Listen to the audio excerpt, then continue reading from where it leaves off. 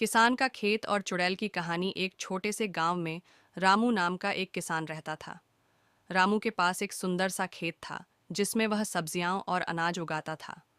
रामू की फसलें पूरे गांव में सबसे अच्छी होती थीं। लेकिन रामू को एक समस्या थी। उसके खेत में रात को अजीब चीजें होती थीं।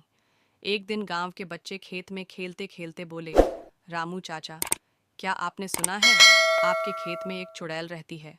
रामू हंसकर बोला, अरे बच्चों, तुम लोग बस मजाक करते रहते हो, चुड़ैल वुड़ैल कुछ नहीं होती। लेकिन उस रात जब रामू अपने खेत की रखवाली कर रहा था तो अचानक उसे एक धीमी धीमी आवाज सुनाई दी, रामू ओ। रामू चौंक गया। उसने चारों तरफ देखा लेकिन वहां कोई नहीं था। तभी एक पेड़ के पीछे से एक अजीब सी परछाई निकली। वह लहराती हुई चल रही थी। रामू डर के मारे कांपने लगा। परछाई के पास आते ही उसने देखा कि वह एक चुड़ैल थी। उसकी आंखें बड़ी बड़ी और चमकीली थीं। उसने कहा, डरो मत रामू, मैं तुम्हें नुकसान नहीं पहुंचाऊंगी। रामू ने हिम्मत जुटाकर पूछा, तो फिर तुम यहाँ क्यों आई हो?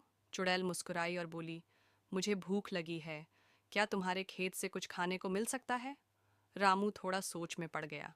फिर उसने चुड़ैल से कहा, अगर तुम मेरी फसल को नुकसान नहीं पहुंचाओगी तो मैं तुम्हें कुछ खाने को दूंगा। चुड़ैल ने वादा किया कि वह रामू के खेत की रक्षा करेगी। रामू ने उसे कुछ ताज़ी सब्जियां दीं। चुड़ैल ने खुश होकर कहा, रामू, अब मैं तुम्हारी मदद करूंगी। तुम्हारे खेत में कभी भी जानवर या चोर नहीं आएंगे। इसके बाद रामू का खेत और भी हरा भरा हो गया।